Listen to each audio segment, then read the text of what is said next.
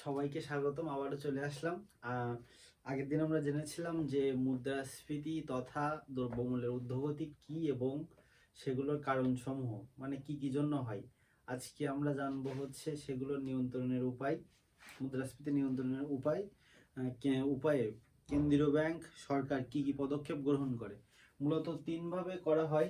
একটি হচ্ছে আর্থিক পদ্ধতি, আরেকটি হচ্ছে রাজস্ব পদ্ধতি এবং হচ্ছে প্রত্যক্ষ নিয়ন্ত্রণ পদ্ধতি। আচ্ছা, এবার আর্থিক পদ্ধতিতে আসি। আর্থিক পদ্ধতি মূলত হচ্ছে কেন্দ্রীয় ব্যাংক কর্তৃক যে যে নীতিগুলো পরিবর্তন করা হয়। প্রথমত হচ্ছে ব্যাংক হার পরিবর্তন।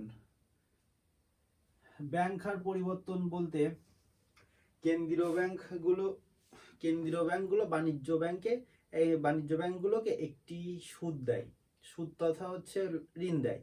এবার যখন মুদ্রাস্ফীতি দেখা দেয় তখন সেই ঋণের হচ্ছে সুদের হারটা পরিবর্তন করা হয়, বাড়িয়ে দেওয়া হয়, যাতে বাড়িয়ে দেওয়ার কারণ হচ্ছে তারা যেন স্বল্প সুদে জনগণকে বেশি ঋণ প্রদান করতে না পারে, সেজন্য। আচ্ছা, ব্যাংক হার পরিবর্তন গেল। এবার খোলা বাজার ঋণপত্র বিক্রয়। খোলা বাজারে কেন্দ্রীয় ব্যাংক কিছু ঋণপত্র বিক্রয় করে, কারণ সেগুলো হচ্ছে জনগণের হাত থেকে নগদ অর্থ তুলে নেয়, আর এটার কারণে মুদ্রাস্ফীতি নিয়ন্ত্রণ করা যায়।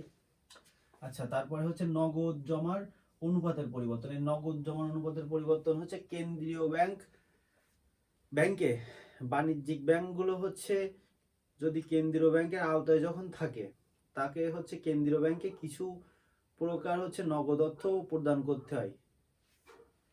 এই নগদ অর্থ প্রদান করার মাধ্যমে এই নগদ অর্থ যখন মুদ্রাস্ফীতি দেখা দেয় তখন এই নগদ অর্থের পরিমাণ পরিবর্তন করা হয়, আরো বাড়িয়ে দেওয়া হয়। কারণ যখন বাড়িয়ে দেওয়া হয় তখন বাণিজ্যিক ব্যাংকের যে যে অ্যামাউন্টটা থাকে সেই অ্যামাউন্টটা কমে যায়, ফলে তারা সহজে ঋণ দিতে পারে না জনগণকে, এই জন্য। আচ্ছা, এরপরে হচ্ছে রাজস্ব পদ্ধতি। এটা হচ্ছে সরকার কর্তৃক প্রদান করা হয়, মানে সরকার কর্তৃক এটার প্রবর্তন করা হয়। প্রথমে হচ্ছে সরকারি ব্যয় হ্রাস।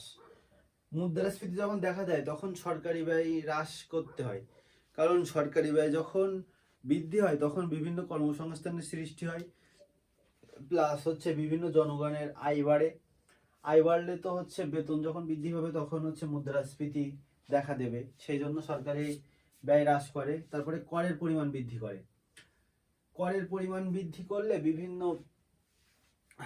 করের পরিমাণ বৃদ্ধি করার মাধ্যমে বিভিন্ন চাহিদার পরিবর্তন ঘটে, ফলে মুদ্রাস্ফীতি নিয়ন্ত্রণ করা যায়।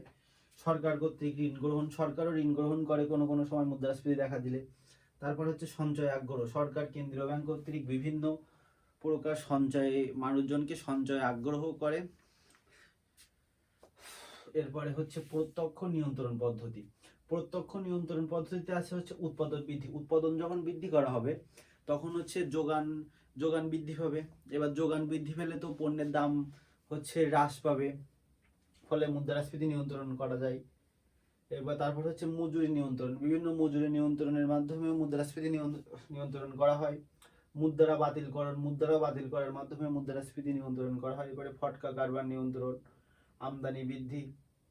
আমদানি যখন বৃদ্ধি করা হবে তখন হচ্ছে যোগানটা বেশি হবে, যোগান বেশি হওয়ার কারণে দ্রব্যের হচ্ছে দামটা কমবে। এরপরে দামের সর্বোচ্চ সীমা নির্ধারণ। একটা সর্বোচ্চ সীমা নির্ধারণ করলে তার উপরে না যায়, ফলে হচ্ছে মুদ্রাস্ফীতি নিয়ন্ত্রণ করা যায়। এবার রেশনিং ব্যবস্থা হচ্ছে সরকার কর্তৃক প্রদান করা হয়, ফলে দ্রব্য মূল্যের দাম কিছুটা হ্রাস করা যায়। সো এইগুলোই হচ্ছে মুদ্রাস্ফীতি নিয়ন্ত্রণের কারণ। মুদ্রাস্ফীতি